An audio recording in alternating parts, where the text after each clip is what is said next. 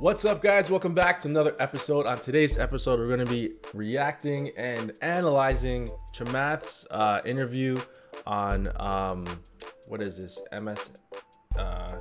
CNBC on Elon Musk and Tesla. We're going to be talking about that. So Chamath is, I think I found his estimated net worth is around $65 million. He used to work at Facebook. He has a bunch of companies now. He's just basically like a brilliant, super wealthy millionaire who is really bullish on Tesla. So let's take a look at this and see if we can analyze it and pick it apart. Let's talk about here. Tesla. Okay, what was it? More than 2 years ago, you're at Sohn. You pitched the converts. Converts, yeah. Where are you with those today? And then I want to talk to you more broadly about that company. So if you take a step back, right? If I asked you to attempt to drive a golf ball off the pier here into a teacup and gave you 1,000,000 tries, I suspect that in 1,000,000 times you would not be able to do it. But if you then took somebody else and they were able to do it 9 times out of 10, you'd say, wow, that person is a great golfer. The analogy that I would make is Elon basically did that equivalent. He was able to send a rocket into space, do all kinds of interesting, enormously productive, useful things for the world while in space, and then come back down and land on a boat in the middle of the ocean. The kind of technical sophistication that he has in his mind, that he's been able to apply across his companies, is second to none, quite honestly. So when we looked at Tesla, what we thought was a company at an inflection point. Yeah, so a lot of times I see a lot of hate for Elon Musk online. A lot of people, just hating on him in general. But what he's managed to accomplish in such a short amount of time is just absolutely incredible. If you think of all the things he's done and things he's doing and he's trying to do, I don't understand why people are hating on this guy. He's trying to change the world. He brought electric cars into the forefront. Now every other car manufacturer is trying to catch up to Tesla, and they're an American company. And all these other American journalists and even these guys bash him all the time, and it just doesn't make any sense. So let's keep going. Was as close to its version of an iPhone moment, and what I mean by that is a company that had been growing up, taking risks, and had finally found the mass market product that would unlock an enormous amount of product market fit. Okay, so this is something that they do all the time. They always, whenever there's a person that's saying great things about Tesla and about Elon Musk, they'll show the stock price and they'll show that it's going down. They'll put that purposely up to show the stock price. But what they don't understand is that people that are bullish on Tesla aren't looking at the short term. We're not looking to make money next week or next month or even in a year. We're looking at the long term. We can see the potential for Tesla. If you do any type of research on a Tesla, you'll see that it's not for the short. You have to look at it long. And a lot of these analysts are messed up because they're either automotive analysts or they're technology analysts or they're energy analysts. So Tesla's all of these things. They're a tech company, they're a car manufacturing company, and they're a power energy company. So you have to combine all those things, and a lot of these analysts just see, they're good at one thing, and they want to tell you about if you're going to make money in a week or a month or a couple of years, or not a couple of years, or within a year. They're trying to give you that type of advice, but Tesla's not about that. So let's keep going. And that was the Model 3. And so far, what I would say is he's living up to what he has signed up for, which is to commercialize electrification, to commercialize an incredible user experience at a price point that has frankly cannibalized its competitors.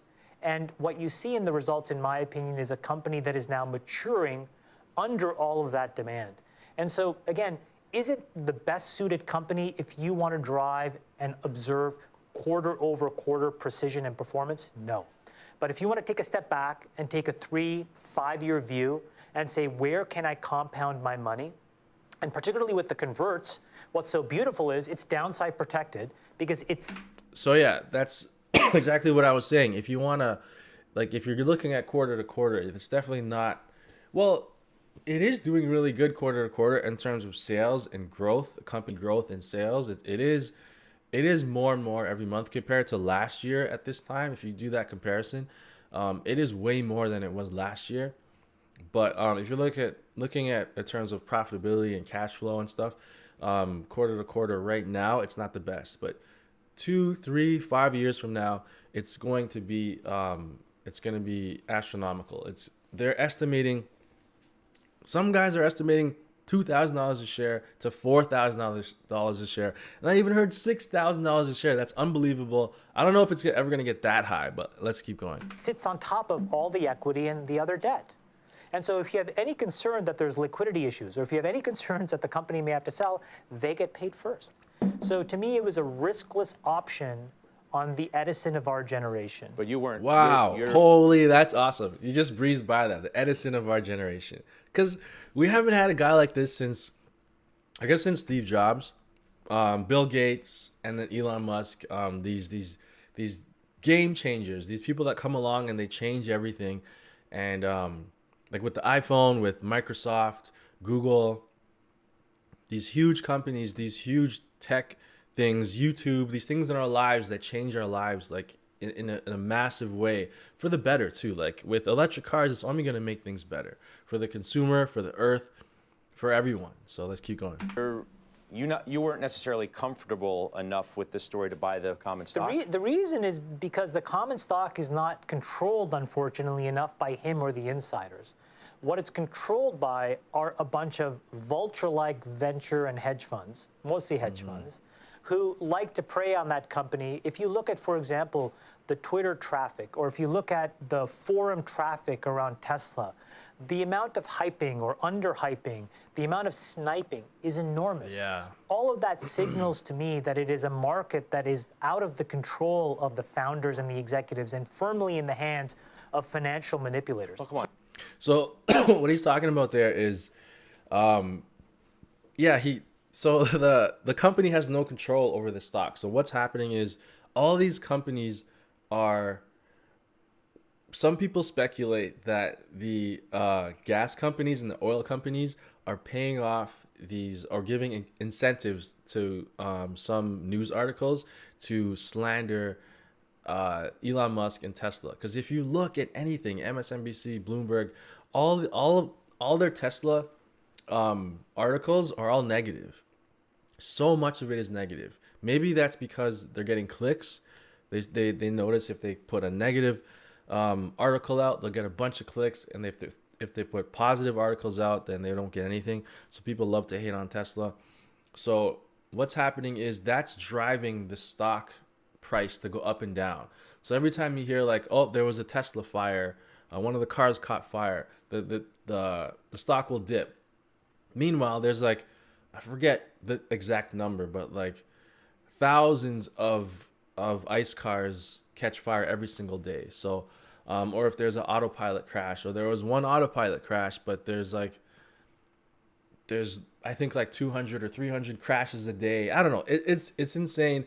But yeah, let's keep going with this. So my perspective is buy the bonds, you're protected, and allow Elon to execute.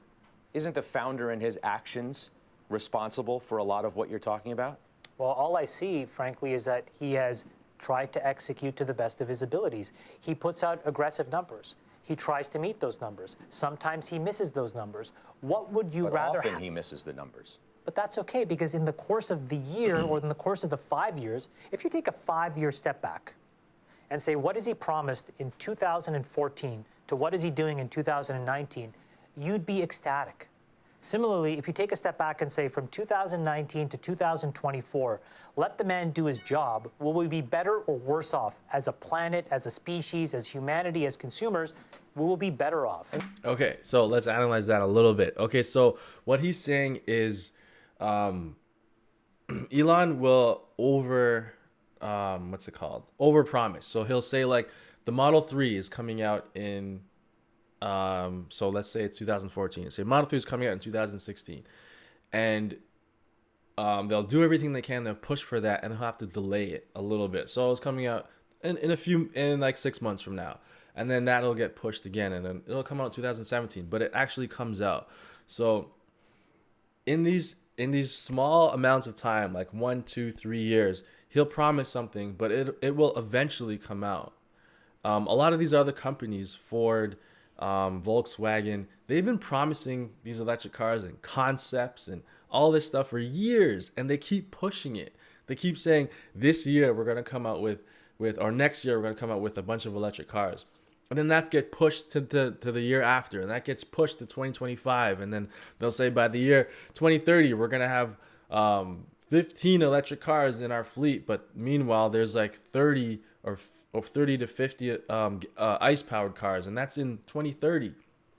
So when he makes these promises, he meets these he eventually hits the goal. It's like making a goal saying that you're gonna save up $100,000 in 10 years. But you don't do it until 12 years. You still hit that goal. You still hit 100,000, but you set that goal to get there. It took you a little bit longer, but you did hit it, and you're still way better off for it. And no one debates his genius. It's lauded, celebrated. It's the fact that the way he runs his company. You're comfortable with that? If you're an investor in Tesla, you're 100% comfortable with the way he is a CEO? Yeah. None of the actions that he's done over the last year. That doesn't matter. None of that matters. What do you mean? Meaning, the Model 3 is an incredible car. I just bought one. It's incredible. I bought it the way that it funding was secured. I mean, what was that? Okay, maybe he This stepped guy, out of bounds. this guy is just like, it makes me so angry. He's just trying to find things, trying to be confrontational about Tesla. It's so obvious. I don't understand why all of these guys are just so like angry at Tesla. Like they're trying to see it fail. They want to see it fail. You can tell. Like he's not. Oh man, it's very frustrating to see this. But yeah, it's what Chamath is saying. When you forget about all that crap on Twitter and all that stuff that's going on, if you just own, I own a Model 3, and as soon as you get in and you drive the car, you'll see that it's absolutely amazing, and all the other crap doesn't matter at all. All that matters is it's a beautiful, amazing car. So let's keep going. My point is, you're getting caught up in the window dressing. I'm focusing on the main course. The main course is on the table. The choice for you, as a buyer or a seller of that stock, is do you want to eat it? If you get caught up in all of the stuff around the edges, maybe true. he may mistweet from time to time. My point is, who cares? Your job as a smart investor is to separate the facts and the news from the fiction and the noise. And all of that stuff doesn't matter. It does not change the fact that tens of thousands of consumers are buying that car faster than they can get their hands on it. It doesn't change that the minute you sit inside that car, your definition of what is expected is altered forever. And you wonder why every other car around you that you ever step in, that you may buy, doesn't have the same things that that car offers. So at the end of the day, whether you like his style or not, his substance is irrefutable. Sure. Okay, yeah. He makes some awesome points there. So exactly what he was saying before about how none of that matters. Like a lot of these guys are looking at the right now. They're looking at like you said, the window dressing. Like, oh, he's tweeting something, or none of that matters. All that matters is once you get in the Model 3, a Model X or S, especially the Model 3, and you drive that car and you see how amazing it is, the beautiful touchscreen, how it's the safest car in the world, how it drives itself, how it has over-the-air updates, how it has Sentry mode where the cameras are all over the car, how it has dash cam, and all these features just keep coming out over the air. It just got Netflix added, YouTube added to it, the summon feature. It's just no other car has this. Any other car you buy, you have to, that's it. You buy the car and that's it. It's over. With the Tesla, they improve over time and they add all these features. Yeah, all right, let's keep going. I walked down the street here in San Francisco the other day. I see a billboard for the new Audi electric car that's coming. I mean, competition is coming.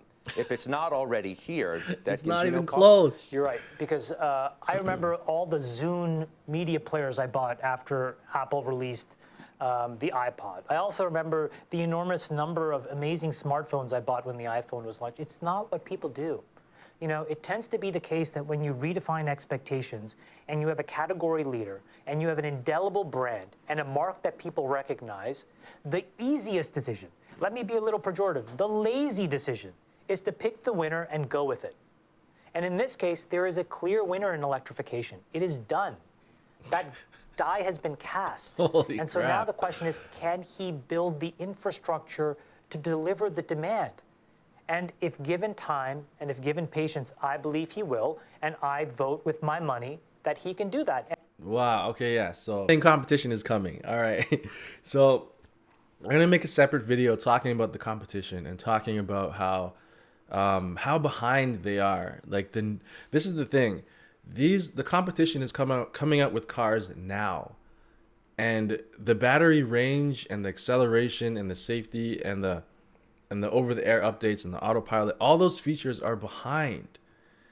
So the Tesla Model S is like, it's like came out in 2012, I think, and even that car has better features than the cars that are coming out now. The Audi e-tron, to get an update, you have to bring it into the dealership to get it updated, which is ridiculous. Like that's just one small thing. So I'm gonna make a separate video talking about all the ups and downs and how far ahead Tesla is and still is. They just acquired a battery company. They just acquired, yeah, we'll get into that later on. And everybody that bets against him can do that as well, but at what stake, really?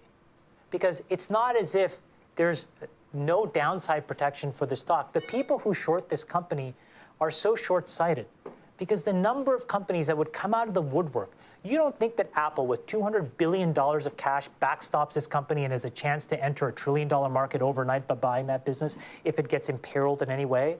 Google, which already tried to buy it, wouldn't try to buy it again? I'd say it's a risk. So what are we betting against? We're betting against a cleaner Earth because we don't like that. We like to suck in the carbon monoxide and the fumes from all these cars. We're betting against beautiful flat screens, beautiful ways in which to manage your experience inside the car because we don't like that. No, we're betting Why? against whether he can deliver what he says, the fundamentals of the company. That's what they're betting against. No, that's not true. People are betting against his style. They don't like his style. It's not just that. It I mean, is come on, just that. there's smart people like Jim Chanos. He's a smart investor. He's not betting just on his style. Jim Chanos makes money once a decade.